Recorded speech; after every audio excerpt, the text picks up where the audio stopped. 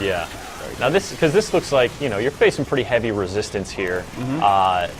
The jetpack turret is coming in real handy. Oh yeah, it is definitely coming in very handy right here. I can just sort of like fly above them, taunt them a little bit. They're like, hey, look at me, I'm up here. I'm still shooting you and you're going to die. How do you feel about that? Hey dudes, I noticed you do not have a jetpack. What's the deal with that? What's up? You should totally check out this jetpack I have. Now die. So I've shot the sort of braces on that drawbridge to drop it down. And on to the next rig. Onto the next rig. All right, and here we are.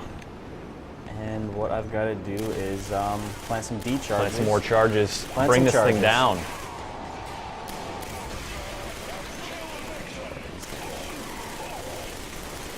Oof. That guy took a lot of bullets before falling down. That dude was sturdy. I'm going to try to get some more of those melee kills. Yes, please. All right, I mean, that's, a fun the old gun to the face trick. Come on, get up close and personal. Uh-oh. This is not going to be... Oh, yeah. The goggles, they do nothing. Or hell, I guess they're, more to keep out the weather than, than to keep out the sharp knives. tactical knives. Exactly. Yeah.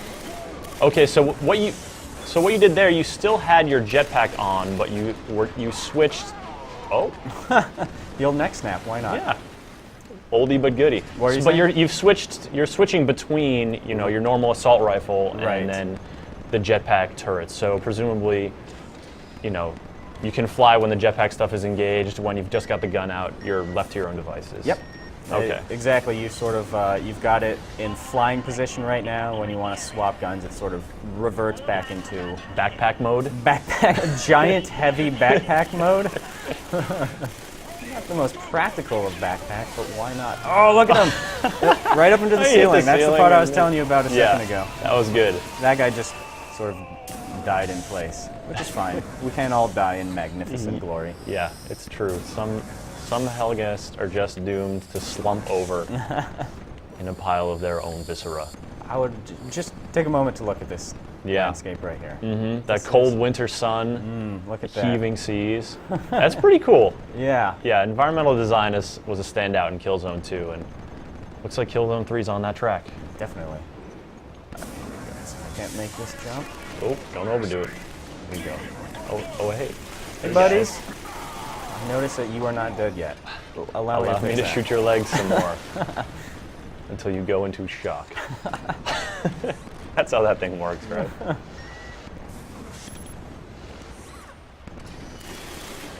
I not get that all the way? I don't think I did the full twist. There you go. Now you got all four lights.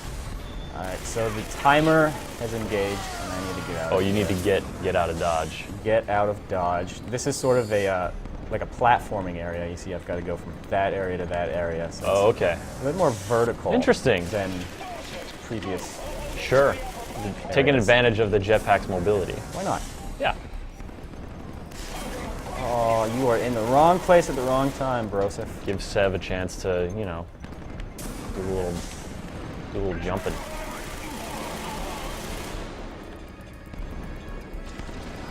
This guy. Now, Sean, do you think you're dramatic? Oh, in the neck, right in the neck. Went for the neck that time. It's nice to vary it up. I like to mix it up. Those really are brutal. It's fun incentive to getting close. I haven't been able to successfully do my very favorite one, but if I do it, I'll make sure to let you know. You'll be able to tell You'll folks probably be able to find out because of the shouts of glee that are sure to come out of Sean's mouth.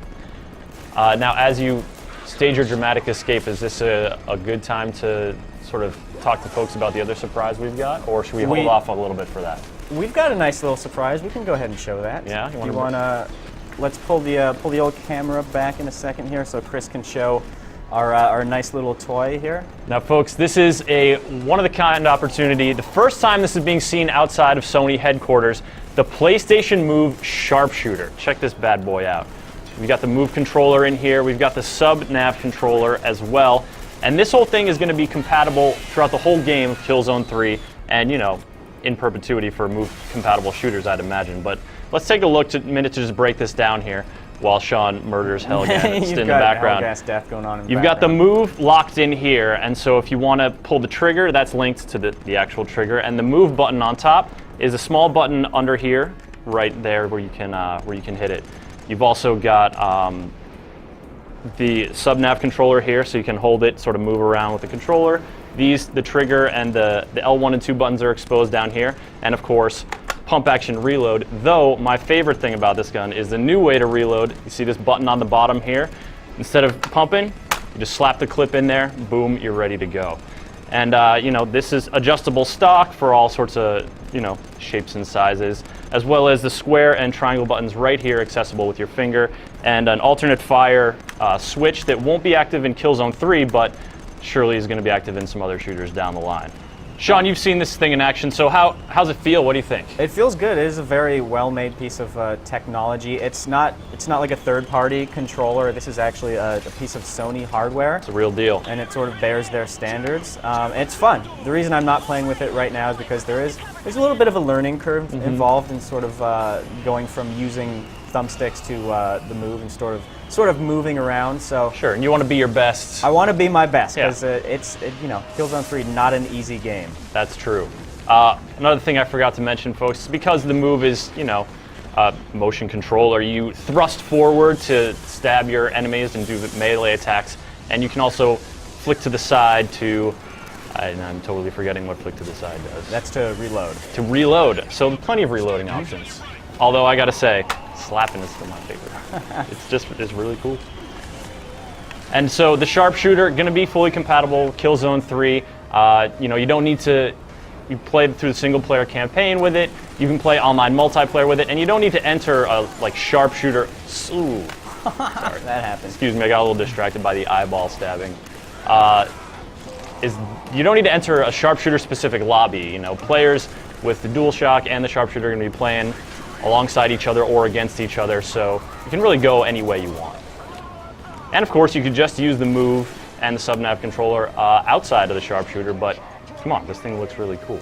Unfortunately, I don't think that they're going to make a knife controller to make stabbing Hellgast in the eye that much more realistic. I mean, the appeal is certainly evident, but you know, logistically, I think that's probably a wise move. Yeah. You want some of this? You get it. I think the answer is yes. Yes, he would like some. He would very much more, like please, some of this. Is what he was just saying there as you shot him in the gut. See a dude standing next to a barrel. That's a mistake. And he goes tumbling into the frozen waters. Better to just die in flames or to quench those flames and die in the frigid waters? I don't know. You know, that's a choice every man has to make for himself. Hopefully never. Just right in the stem of the neck. You're really working a lot of different stab areas. Oh, hello. Yes, I would very much like to take this thing. Oh, and it does that too. So you could leave it in the mount, right, or take it on the road. So this is a rocket launcher called the Wasp, and it's got a couple different fire modes. You've got the basic fire mode, which is you shoot a burst of 3 rockets at once. That looked like a lot more than 3 rockets. Well, I was sort of pulling them. Or I hit the trigger button a couple times in a row. Might have been a couple of shots. It might have been a couple. So nice. Yeah, you hit it once and it fires. You lock on, it fires a burst of a couple different rockets. Oh, nice. Or if you want to be just like a real total baller, yeah, you zoom in and you fire 9 rockets at once against a single dude. I already got the trophy earlier when I was playing, but you do get a trophy for killing a single Hellgast with 9 simultaneous rockets.